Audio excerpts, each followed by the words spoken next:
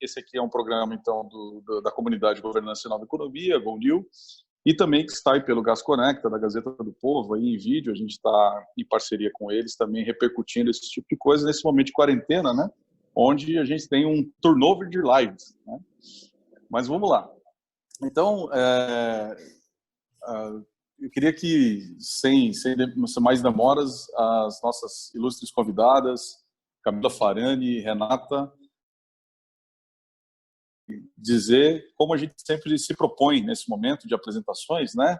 Que é dizer o seu nome, naturalmente, e você ajuda, né? Então, colocando elas aqui no fogo, quem quiser começar e dizer ajuda as pessoas a quê? Bom, eu sou Camila Farani, sou empreendedora há aproximadamente quase 18 anos. Mais de 10, Camila. Pois é, vou começar a falar isso, né? Eu acho uma boa, mais de 10. Investidora há mais de 8. Investidora antes. Faço Shark Tank Brasil, eu ajudo as pessoas a acreditarem aí nos seus protagonismos. E aí a minha ferramenta é basicamente investimento anjo, é capacitação, é o aporte financeiro, é o aporte intelectual, é o aporte de experiência. E cá estou muito feliz, viu, Anderson? Obrigada por estar ao lado da Renata, outra Shark, nós somos todos Sharks, né? Fazer parte aqui desse Shark ao Cubo hoje. Obrigada. Oi, pessoal. É isso aí. Obrigado, Camila. Privilégio tê-la. E você, Rê? Anderson, obrigada pelo convite. Também é um prazer estar aqui com a Camila, com você, com o Celso, com todos vocês aí nos assistindo. Eu sou Renata Tranuto, sou co-head do Cubo. Estou atuando no mundo de startups há aproximadamente 10 anos também, desde 2010, 2011, mais ou menos.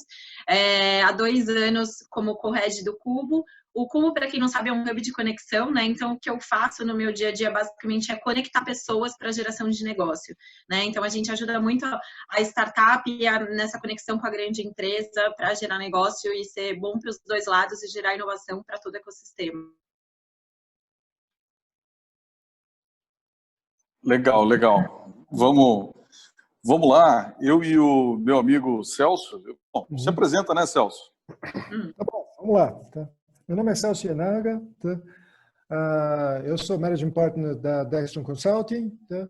Na realidade, eu tento ajudar as pessoas, né, fazendo certas perguntas e novas perguntas, né, para estimular, né, principalmente ao nível da governança, um novo mindset, né, aberto para a inovação. Né. E eu tenho ajudado aqui no Brasil e agora eu tenho o privilégio de ser board member também de uma das grandes mundiais de Open Innovation na Europa. Então, estou tendo o privilégio de tentar fazer certas perguntas cá e, quem sabe, fazer certas perguntas lá também. Legal. Muito bom. Esse momento que a gente está vivendo de crise, né? E obviamente é um momento também em que a gente tem que ter um cuidado muito especial, ter atenção especial aí com o que está acontecendo, olhar, né, ter um olhar dentro e um olhar fora dos negócios. Eu queria, para a gente começar a abrir alas aqui, escutar da experiência de vocês, como que vocês estão vendo o momento do empreendedorismo hoje, né, diante dessa situação que está de investidora, a reta do ponto de vista de estar hoje à frente aí de um dos maiores ambientes do ecossistema de inovação brasileiro. Como é que vocês estão vendo esse momento, por gentileza? Eu acho que eu tenho falado que a gente vai viver o ACDC, sabe? Só que dessa forma, de outra forma, né? Antes do corona e depois do corona. Então, naturalmente, eu vou falar sobre 2 perspectivas, né? Como empreendedora, e aí, né? Eu tenho empresa na área de educação, tenho restaurantes, cafeterias. Para a gente, e eu que sempre defendo, né? A gente está nessa indústria da inovação, eu sempre defendi a inovação, mas para mim também a gente teve que fazer a toque de caixa, a migração, na verdade já existia, mas a gente basicamente agora o que a gente fez foi alavancar a migração para o online, né? Então, isso sem dúvida nenhuma é o que eu sempre um certo não, né? Você sair um pouco da tua zona de conforto Então, hoje, o momento que eu vejo como empreendedora, e aí fazendo sempre uma ressalva que eu tenho um viés otimista, né? É que esse momento você tem que aproveitar ele justamente o quê? Para falar onde é que está o meu público, onde é que está a minha audiência, onde é que está a persona e como é que eu consigo chegar até ela. Tá? Então, eu costumo dizer que tem duas pessoas em momentos de crise, né? Que entra em pânico e a que cresce, né? Então, eu escolhi ser a cresce e é o que eu quero passar para as pessoas. Aí, sob o ponto de vista da investidora, é claro que, e aí à frente da G2, né, a gente intensificou as nossas reuniões, e principalmente as reuniões entre sócios e os fundadores, justamente para começar a traçar objetivos, uma vez que a gente já tinha feito o diagnóstico, então a gente elaborou basicamente quais eram as empresas que estavam com red flag, ou seja, o caixa acabou, o caixa ia acabar em uma semana, 2 semanas, porque era um negócio que dependia muito somente da área de turismo, coisas do mercado offline. Então, o que eu entendo é o seguinte, né? A gente foi praticamente, hoje a gente praticamente está obrigado a se digitalizar, né? Então, e a gente que está nessa área, né, Renata, Anderson, a gente defende isso há tanto tempo. Lá atrás você fala, não, isso não vai dar certo. E agora todos esses majority adopters que a gente chama, né, enfim, da lei da difusão das informações, ou você aplica ou você aplica. Então, é claro que aí, analisando como investidora, eu acabo vivendo um momento que vai ser um momento muito propício. Por quê? Porque o entendimento das pessoas, a abertura, a criação do hábito vai fazer com que o mercado, né, o nosso Total Addressable Market, ele consiga, de uma certa forma, pelo menos aqui no Brasil, ele consiga se conscientizar e se expandir, né? Agora, é claro que a gente tem elaborado planos de alongar mais esse caixa, né? E aí isso envolve o quê? Isso envolve uma série de negociações, principalmente negociações com os founders, né? De entender como é que está o burn rate dele, o que ele precisa realmente para conseguir, né? Redução de salário, enfim. São essas decisões que são decisões que vão impactar a longo prazo, vão impactar a médio, vão impactar a curto prazo. Mas eu volto a dizer o seguinte, o investidor, principalmente da indústria de investimento anjo, de venture capital, a gente pensa a longo prazo, né? Então, muitas dessas empresas, né, eu acho que eu posso dizer que dentro da nossa base aí, tanto Viaja2 quanto Camila na pessoa física, aí 90% a 85% elas tinham caixa para pelo menos segurar a operação por dentro. Naturalmente, a gente está estudando, então, via crédito, via novo aporte, via venture debt. Então, é claro que é um momento desafiador, mas, ao mesmo tempo, é um momento onde encontraremos muitas oportunidades. Legal. E você, Rê? O meu olhar é muito de encontro ao da Camila, né? É um momento desafiador para empresas como para as startups, né? É um momento onde é uma crise que está todo mundo no mesmo barco, né? E tendo os desafios, porque é a primeira vez que acontece algo com toda essa proporção. Então, é desafiador para as startups, é desafiador para as grandes empresas, mas eu também vejo muitas oportunidades, né? Até teve um meme outro dia fazendo a pergunta, né? Qual que foi o principal acelerador da sua transformação digital? E tinham algumas alternativas, então o CIO, área de inovação, a área e tinha coronavírus, né? E realmente o coronavírus ele está acelerando porque ou você se transforma ou você se transforma, e não só no lado da transformação digital, né, que é com novas soluções, com a questão de trabalho remoto, N outras soluções, mas também na transformação cultural.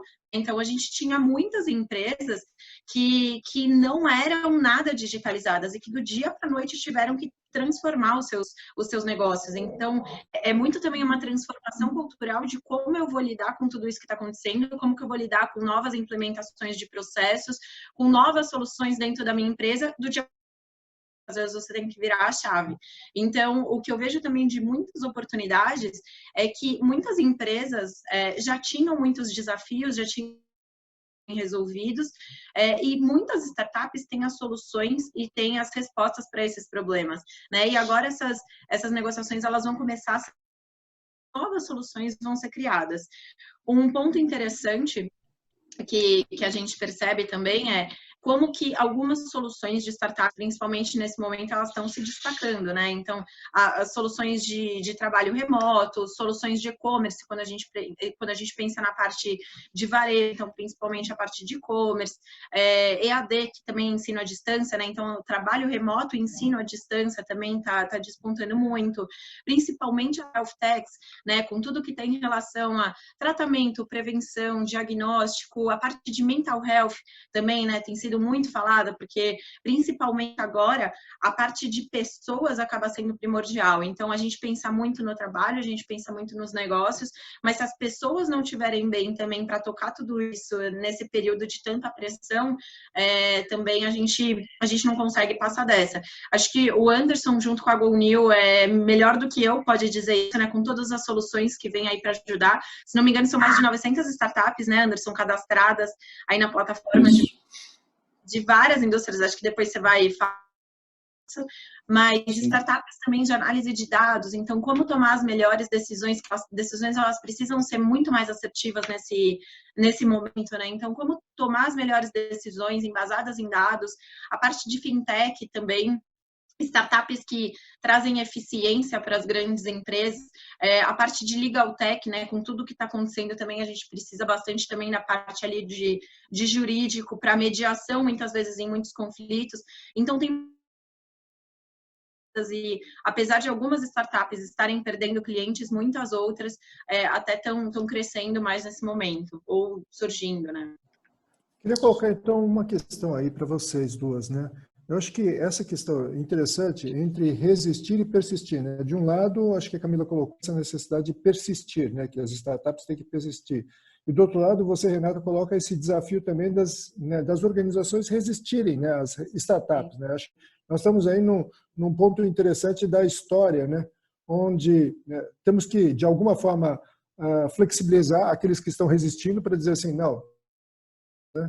E aí, para passar por todos os problemas de compliance e tudo mais que a gente tem nas grandes companhias, né, é um desafio enorme, né, que é difícil, né? Agora, talvez a questão ficou mais, vamos dizer, aberta, né? E do outro lado, temos as startups que têm soluções bacanas, mas elas têm que sobreviver para poder oferecer a solução bacana delas, né? Então, como é que vocês, né, duas, têm visto essa questão?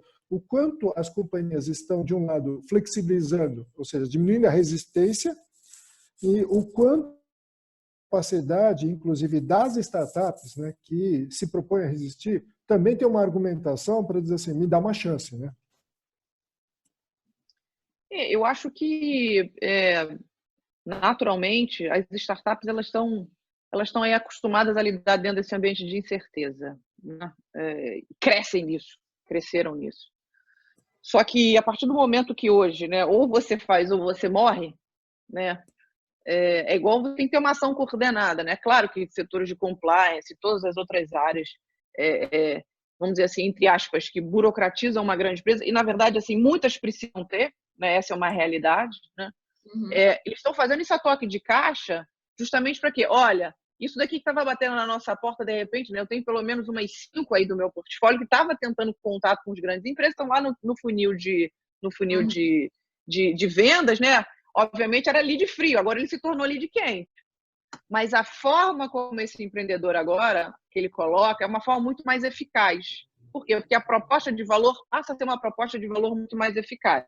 E aí a gente vai para um outro lado, né, que eu acho que é importante, é cada vez mais essas startups saberem quem são não só os tomadores de decisão, mas que efetivamente pode ali conseguir converter aquele produto ou serviço daquela startup em um lead, né? Eu sou sócia da Hamper, a Hamper é de outbound sales, né? Então, de fato, né, teve uma procura maior, mas principalmente se você segue aquele modelinho, né, não só do líquido revenue, né, mas você segue aquele modelinho da forma como você tem que se colocar, as estratégias de cold mailing 2.0, quem são os formadores, quem que você tem que localizar, quem efetivamente vai conseguir trazer isso dentro. E não necessariamente tem que ser só o C-Level, né? Agora, uma coisa é importante, o C-Level ele precisa estar comprado, entre aspas. Né, comprado, ele precisa acreditar que pelo menos antes ele tinha a cabeça mais dinossauro, vamos dizer assim, em algumas empresas, hoje menos, né, mas ele precisa pelo menos acreditar, tá? Então, eu acho que isso sob o aspecto das grandes empresas, né? Mas sem dúvida nenhuma, e aí acompanhando as notícias como um todo e acompanhando as startups, o processo todo, elas têm a única questão de serem mais reticentes é uma questão de caixa. Sim. Também.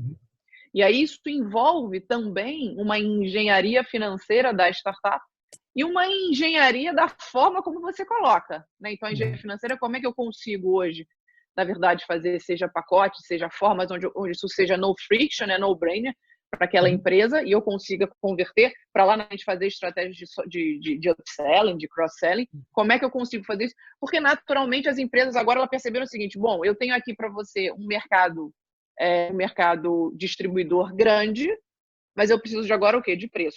Então, assim, a todo modo, eu acho que assim, é um ponto positivo para as startups que souberem aproveitar isso. Com certeza, minha visão vai muito de encontro à da Camila. Eu acho que também as empresas, elas estão no momento, elas precisam usar novas soluções, elas precisam trabalhar até de forma diferente, e as startups, elas trazem isso, né? Elas trazem essas soluções, elas trabalham de forma diferente, elas já estão muito adaptadas a essa realidade, também até adaptadas a mudar muitas vezes o seu modelo de negócio ou adaptar preços, como a Camila comentou, para conseguir fechar um deal que, na verdade, vai ser algo a longo prazo.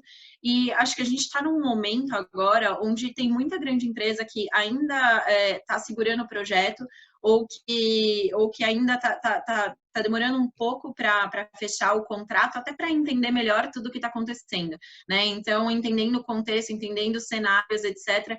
Mas eu não tenho dúvida, acho que isso foi muito nesse final de março, começo de abril, mas eu não tenho dúvida que logo mais as empresas vão começar a ver muito mais as coisas com muito mais clareza, entendendo efetivamente todos os benefícios que as startups podem trazer na parte de eficiência, na parte até de mais produtividade, novas soluções que resolvem problemas, e esse processo ele vai ser muito acelerado, né? Esse processo de negociação entre grande empresa e startup. Para aquelas empresas, né? Para aquelas startups que têm soluções mais óbvias, que têm que ser tomadas a mais curto prazo, então, soluções de trabalho remoto, até mesmo soluções de mental health, por exemplo, o que eu tenho conversado bastante com essas empresas é que esse processo acelerou muito. Então, coisa que às vezes as negociações demoravam meses, agora em dias, em menos de uma semana, os contratos foram fechados, porque viram urgência mesmo nesse fechamento desse deal. Então, o que tinha que passar pela área de compras, que passava por um processo de homologação gigante, ou que você tinha que convencer várias áreas, agora a tomada de decisão ela está sendo muito mais ágil, né? Principalmente para aquelas que têm soluções mais óbvias, e eu não tenho dúvida que isso vai começar a acelerar para as outras, né? Num médio e longo prazo. Aí eu só queria Legal. ponto, né? Só complementar o ponto, né?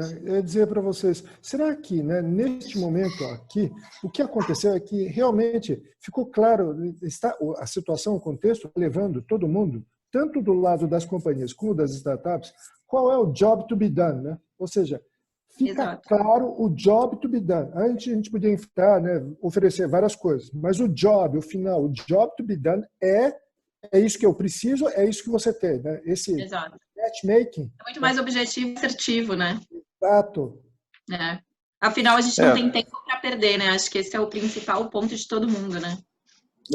E tempos escassos, focadas, né? Me diga uma coisa. Bom, eu e a Renata temos o privilégio, o governança para startups lá do Scalaps do IBGC, e um dos pilares da governança corporativa, naturalmente, é a questão da transparência, né? E nós estudamos muito os aspectos de governança em GoNew e tentamos, inclusive, endereçar contradições, né? Contradições de unir compliance com tecnologia, inovação, rapidez e, ao mesmo tempo, algum controle, como a gente brinca, etc. Falando de transparência, vocês acham que de fato existe aí uma oportunidade para, em momentos de crise, de ter conversas duras, difíceis, e a gente aumentar um pouco essa régua de transparência, seja dentro do ambiente de inovação, seja dentro das organizações, O que vocês acham que essa questão de transparência ela é delicada nesse momento ou a gente pode aprender com ela daqui para frente? Eu vejo que, e aí eu estou falando o meu exemplo, né, próprio, né, como investidora. Eu acho que a transparência ela nunca foi tão importante. Agora, mas isso é uma política, então está dentro de uma certa forma da minha tese, da tese da G2, que a gente precisa dessa transparência a partir do momento que eu vou te dar as mãos, né? Então você teu sócio, eu não sou seu inimigo, você é seu sócio. Não tem aquela coisa porque eu sou investidora, você tem que ter um viés de subordinação a mim, isso não existe.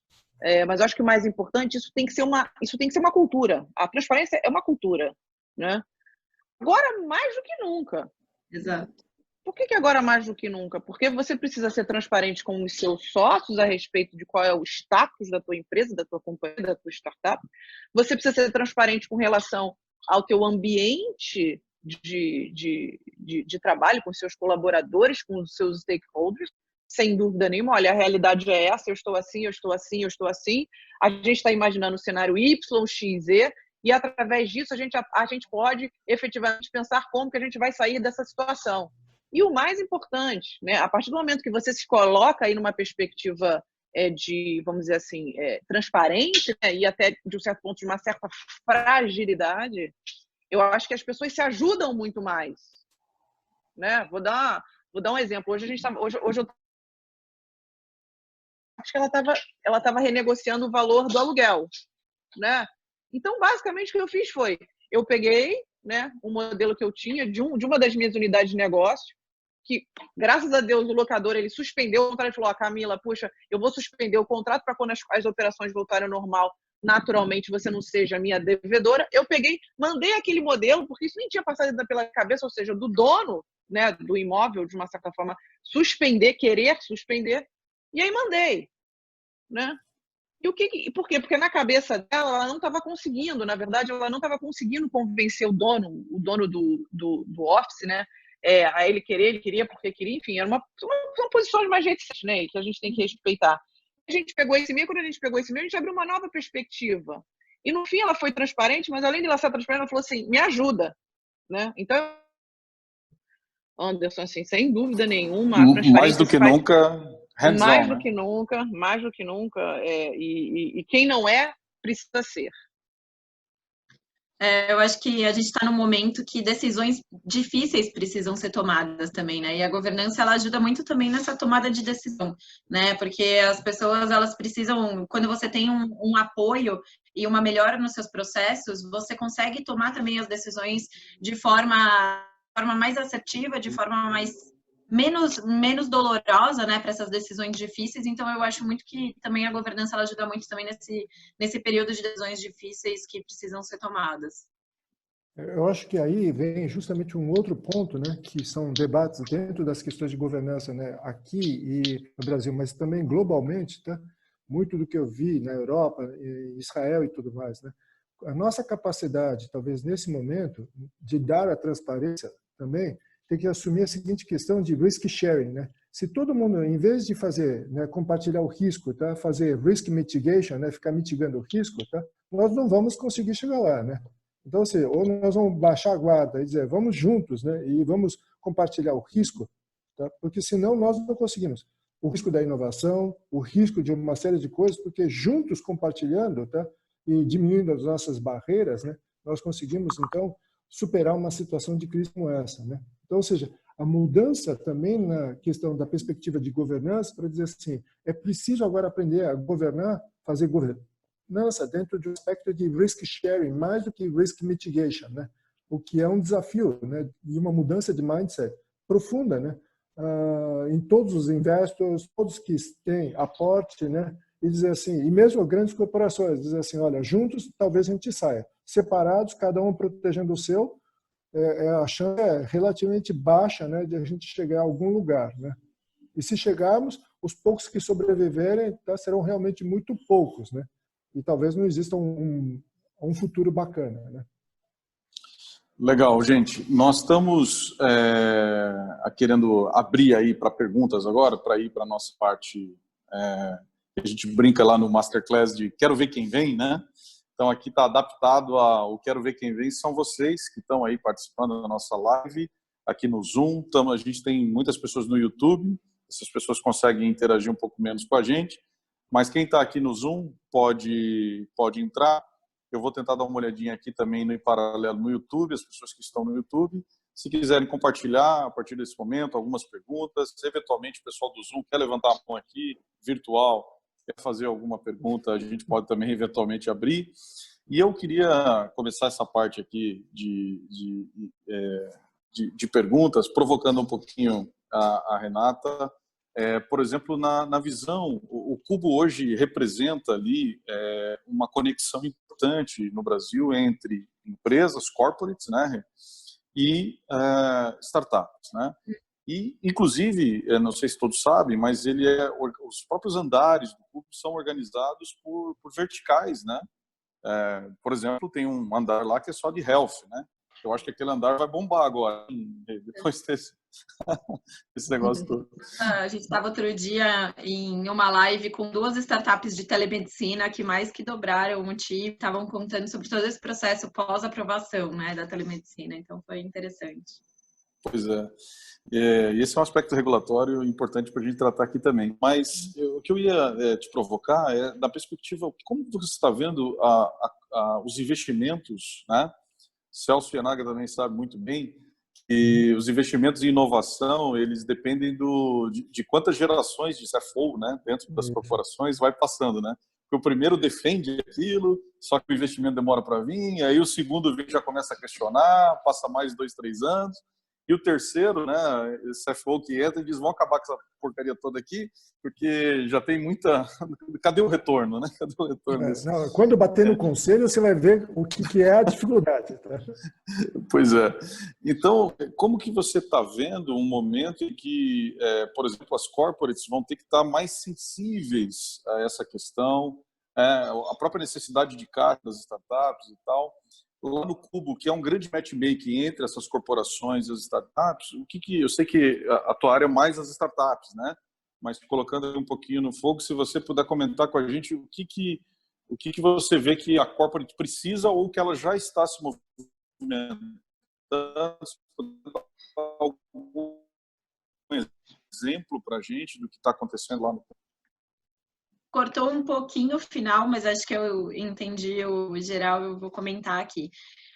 Acho que, como eu até comentei um pouquinho anteriormente, acho que todo mundo está vivendo um ecossistema desafiador, em todos os sentidos, tanto para o lado das startups como para o lado das grandes empresas, onde tanto startups como grandes empresas também estão olhando muito caixa, né? Então, onde eu posso cortar, quando que eu consigo postergar o meu fornecedor, etc. E, obviamente, também as empresas, elas acabam olhando para a área de inovação e perguntando, será que eu preciso disso para agora ou será que eu preciso disso para depois? Né? Então, é um momento onde todas as áreas são colocadas em, será que eu ou será que isso é algo que eu posso esperar num longo prazo? Então, as empresas, só que de outra forma, por outro lado, as empresas, elas estão sendo obrigadas até a trabalhar de outra forma, elas estão sendo obrigadas a colocar, muitas vezes, soluções de startups até para manter o negócio vivo, né? Não é nem só para inovar, mas é para manter o próprio negócio vivo.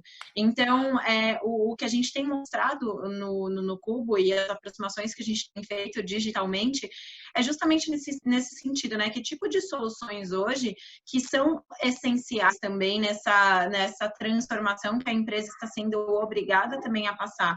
Ou que tipo de soluções conseguem ajudar a empresa a passar por esse processo?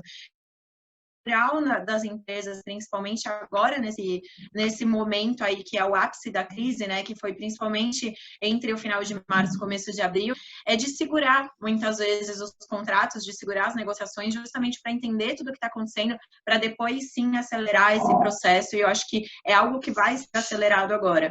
Então, quando a gente fala de startups de meios de pagamento, startups de trabalho remoto, startup que traz eficiência, que traz mais produtividade para a empresa, e isso agora vai continuar. Nos nossos mantenedores, o que a gente tem feito e continua fazendo é muito esse matchmaking ainda virtual, onde as empresas elas estão colocando os desafios dela na nossa plataforma e a gente está conectando com as startups, aí não só startups do Cubo, mas startups do ecossistema como um todo. E isso está continuando e a gente teve até um olhar muito positivo para isso, que as empresas elas ainda estão ainda mais instigadas e motivadas a olhar para esse mundo da inovação, porque elas estão vendo o valor que pode ser gerado a elas. Então, a gente tem Innovations Days, que são encontros com as áreas de negócio das empresas, onde a gente mostra todas as soluções que podem ajudar, principalmente nesse momento. Então, Innovation Day de vendas, Innovation Day de marketing, Innovation Day de inovação, de jurídico, de legal, etc., que podem, de alguma forma, ajudar em processos. Então, quando a gente fala, por exemplo, grandes empresas onde o core business é varejo, elas estão ainda mais motivadas a estar no Cubo, porque elas querem entender de que forma que essas soluções conseguem me ajudar, uma vez que varejo foi uma das áreas mais impactadas, né? Então, tá sendo bem interessante todo esse movimento do mercado, onde os dois lados estão conseguindo também aproveitar e ajudar mutuamente um ao outro. Legal. Eu vou emendar uma aqui agora para a Camila, que primeiro é a contribuição da Feira Andreasa, uma master também super apoiadora aí do Instituto Governança e Nova Economia. A Feira está dizendo o seguinte: os apps de exercícios físicos, yoga, meditação estão adoráveis. Fiquei surpresa com a qualidade. Acho que fidelizarão muitas das pessoas, né? Eu vi até uns de games, né, que você fica chutando bolinha e tal, né? A gente fazendo em casa. E eu vou emendar aqui também com o Henrique Mariano, que está mandando aí na sessão de Q&A, dizendo o seguinte, né? Considerando a expectativa de extensão de quarentena por várias semanas, vocês acreditam que empresas mais impactadas com a parada de seus negócios devem pivotear a mercados desconhecidos para tentar surfar a onda, ou é melhor manter o seu foco pela falta de conhecimento de outro mercado? O que você acha, Camila? Olha, eu acho que não sei qual é o sonho grande dessa empresa, né? Então, mas é difícil opinar. Eu acho que vale a pena a gente dizer que aqui somos meros mortais, trazendo um pouco da experiência, mas isso não quer dizer que a nossa opinião seja a opinião absoluta, né? Mas eu acho que, sem dúvida nenhuma, agora é o momento de chegar cada vez mais, né? Se na tua expectativa de longo prazo, e não só pensar curto prazo, mas se na tua expectativa de longo prazo, tá? Já estava você testar outros canais de clientes, de usuários, eu acho que sim, pode fazer sentido, tá? Eu não sei se para surfar a onda, esse termo para mim eu não gosto muito, eu acho que faz mais sentido o seguinte: perspectiva de onde você quer chegar, e isso fizer parte desse momento, ok. Então, por exemplo, empresas, cursos offline, de rede de franquia offline, e que elas estavam lá engavetadas, que elas precisam ser online. Pô, então faz agora, a hora é agora, né? Mas isso já estava previsto, né? Isso já estava lá, de repente não era prioridade, mas estava ali na quinta prioridade, vamos dizer assim. Agora, se isso não é a tua prioridade, né? Se você está fazendo isso só para surfar onda, você entende assim, você vai surfar onda, daqui a pouco a onda passa, e você desce da onda, né? E aí, o teu modelo de negócio anterior? Lembrando que toda vez que você faz isso, você tem uma divisão de foco muito grande. Então, se não for para manter a continuidade de uma proposta de valor sua mais longa, eu acho que não faria sentido você surfar a onda, tá? Agora, talvez você pode estar pensando assim, puxa, mas se eu não fizer isso, o meu fôlego vai acabar e aí eu faço o quê? Aí você tem duas opções. Ou você realmente analisa e faz uma engenharia dentro do teu fluxo de caixa, analisa naturalmente o que você tem, o que você não tem, o que a sua empresa tem, o que você não tem. Agora, se você não tiver nenhuma outra saída, né, e essa for uma saída, vamos dizer assim, de sobrevivência, aí é difícil, né? Eu só quero chamar a atenção o seguinte, para essa divisão de foco agora, ela não impactar o teu resultado final lá na frente. Perfeito. Um super horário hiper justo aí, né? Então, se você precisar se ausentar, a gente vai ficar muito triste, né? Mas a gente vai ficar com esse crédito aqui de te Mas colocar. quanto tempo vocês ainda têm mais? Eu acho que a gente vai mais uns 15 minutinhos, se você puder, tiver disponibilidade, tá? Eu consigo ficar mais uns 5 a 7 minutinhos, pode ser? Então vamos te explorar aí. Peço ajuda aí. Celção, quer fazer? Pode falar. Não, eu acho que justamente, né, esse desafio, né, das startups, né, de terem este momento de pivotar, algumas como essa que você citou, né, que é na área de travel, né, de viagens ou de turismo, coisas desse tipo, né? Assim, ele tem um problema que não é nem setor, né? Ele não tem nem infraestrutura, aviões não voam, os hotéis não podem atender, então se tornou tão, né, de que ele não tem nem o meio, né, para viabilizar. Né? Fazer nesse momento. Eu acho que tem algumas das perguntas de gente que está numa situação muito parecida, né, dentro do que eu vi aqui, e é do tipo, e agora, né? O que eu faço? Né? O que facciamo, né? Olha, Perdão. Não, pode responder também. Pode falar. Vi uma pergunta que tangencia um pouco isso e tem a ver aqui, e a pessoa estava falando que ela tem um pouco de preconceito, ela não colocou o nome, tá, o cadastro do telefone aqui, mas ela colocou: qual a opinião de vocês a respeito da questão da telemedicina? Eu sou médica e tenho preconceito, acho que o contato ainda é essencial. Olha que interessante. Está nos acompanhando aqui. Então. Eu tava nessa live, né, que eu comentei com vocês na semana passada, até de quem tiver interesse, no YouTube do Cubo, né, vocês podem fazer inscrição, todo dia tem lives que traz conteúdo, inclusive uma delas é a de telemedicina, até vocês podem assistir porque ficou lá a gravação. Tava o Thiago da DASA, que é um médico, né, e ele tá na nossa, como o Anderson comentou, uma das nossas, a gente vertical aí, determinada por indústria, uma das verticais é a vertical de saúde e o Thiago pela DASA, eles são os mantenedores dessa vertical, e 2 startups de telemedicina, que são médicos também, né? E um dos temas que foram tratados justamente foi isso, né? Como que tá a visão do médico e do paciente com relação à telemedicina? Então, o que eles falam é, normalmente, aí, tirando períodos COVID, a primeira consulta, muitas vezes, ela é uma consulta presencial, todos os outros acompanhamentos são acompanhamentos via telemedicina, ou tem alguns casos que pode começar pela telemedicina e se tiver alguma necessidade de consulta para o meio físico. Uma das coisas que eles falaram bastante todos são médicos, né, por trás das câmeras. Então, vendo a necessidade de um contato presencial, obviamente o médico não vai deixar de ter esse contato presencial. Ele tem também a questão da telemedicina. Algo que eu não sabia, que eu descobri na live, é que tem todo um protocolo também cumprido quando a gente fala de telemedicina, né? Então, a telemedicina, ela tem o histórico do paciente, também fica todo gravado, tem também as questões dos clientes também, então tem todo um acompanhamento. Então muitas vezes quando você vai no médico repetidamente, você tem todo o seu histórico, isso também é mantido via telemedicina.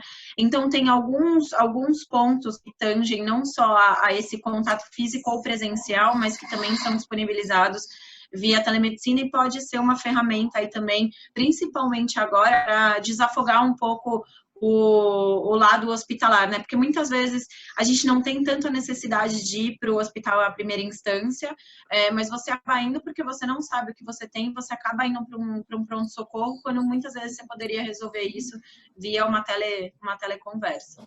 Legal. A Camila precisa sair, então dá um alôzinho final aí para a gente, Camila, por favor, e se você quiser comentar alguma coisa. Eu só vou corroborar com essa questão da telemedicina. A verdade é o seguinte, o médico ele foi até hoje num modus operandi, né? E o médico que tem esse princípio, que para mim é um dos princípios mais bonitos de uma carreira realmente, que é salvar vidas, que é olhar o paciente, que é estar perto, que é você conseguir sentir. Eu entendo, né, a questão do, assim, vamos dizer assim, do pré-conceito, né? Mas eu acho que, por um lado, acho que você tem que analisar sob a perspectiva de que, dada a realidade que a gente está vivendo hoje, e claro, né, foi como a Renata colocou, dada a gravidade, né, isso sim pode ser uma saída. De um médico amigo que falou: olha, eu vou testar a telemedicina, também ele segue um pouco dessa linha, puxa, mas não, é dermato, e não, eu preciso ver, eu preciso etc, etc e tal. Então, criou uma certa barreira. Também falou que tinha uma burocracia. Claro que tem que ter, é óbvio que tem que ter. Você não pode, você tem a Lei Geral de Proteção de Dados, imagina o que você vai fazer. Então, é claro que tem que se ter um protocolo, e um protocolo muito mais, vamos dizer assim, muito mais, não complexo, mas tem que ter uma coisa bem discriminada, elaborada exatamente, para o médico poder aderir. Mas se você para pensar, e aí a minha resposta para ela, se você para pensar sob a ótica de que, dessa forma, muitas vezes você vai conseguir ampliar a tua capilaridade de clientes, eu estou imaginando aí que naturalmente isso para todos os médicos acaba sendo um ponto muito positivo.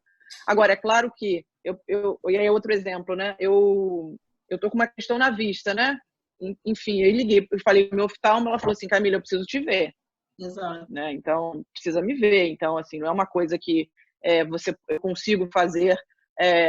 Por quê? Porque ela falou, pelo que está acontecendo, e a gente não é nada grave, mas assim, pelo que está acontecendo, naturalmente eu preciso te ver. Né? Eu não estou conseguindo trabalhar porque a minha vista começa a embaçar. Eu falei, pelo amor de Deus, você tem que me ver também. Então, agora, é claro que você precisa entender e você precisa achar o teu tom, o teu modus operandi para você lidar com a questão da medicina. E aí, só da telemedicina, e só falando a outra pergunta, eu acho que é importante, eu tenho dois exemplos, né? Uma de startup que eu sou investidora, que o Fôlego fez assim, acabou na área de turismo, acabou. Acabou. Ela se chamou até Last Minute Booking E o que a gente fez? Né? A gente, basicamente, né? Os próprios investidores, a gente dando as saídas, naturalmente, para você poder alongar o caixa, e ele, por um outro lado, pensando quais são as estratégias para continuar mantendo aquele relacionamento com o cliente, para que ele crie esse senso de comunidade ainda, né? Porque, naturalmente, agora você tem um churn que, enfim, as empresas, naturalmente, não vão fazer mais nada. Aplicar algum tipo de produto ou serviço online. Esse é um caso. E tem um outro caso de um sócio meu, que eu não sou investidora, que também fazia imersões, e imersões só para público C-level. O que eles fizeram? Eles já estavam programados muita coisa para fazer online, né? E agora eles começaram realmente a fazer essas imersões, fazer todas essas iniciativas online. Olha, eles já têm aqui a base dos teus leads quentes, muitas vezes que já são clientes. Como é que eu consigo analisar as novas dores, os novos problemas que esses clientes têm, e eu consigo adequar com a minha proposta de valor? Então, é claro que isso, no primeiro momento, pode parecer muito desconfortável, mas, no segundo momento, isso pode parecer não só a solução para agora, mas a sua solução a longo prazo também. Isso. Exato. Legal. Gente... Camila, muito obrigado. Eu sei que nós super estouramos o seu prazo aí, viu? Renata, foi um prazer, viu? Pessoal, um beijo para vocês. Anderson, a galera como toda, galera, obrigada. Um beijo. Vai ficar ao vivo, né? E eu vou mandar para minha base. Obrigado, viu, Camila? Um forte abraço para você. A gente vai também endereçando aqui o fim. Queria agradecer a todo mundo. Renata, muito obrigado também, querida. Foi um privilégio tê-la aqui com a gente. Foi ótimo. Que bom, que bom. A gente vai tocando agora nos próximos lives. Quinta-feira a gente tem aqui o Kepler, que vai estar colaborando com a gente. Na semana que vem também outros lives aí a gente vai estar confirmando. Então, a você do GasConnect, da Comunidade, Governança e Nova Economia, muito obrigado aí por nos acompanhar. Vamos em frente. Obrigado, Renata.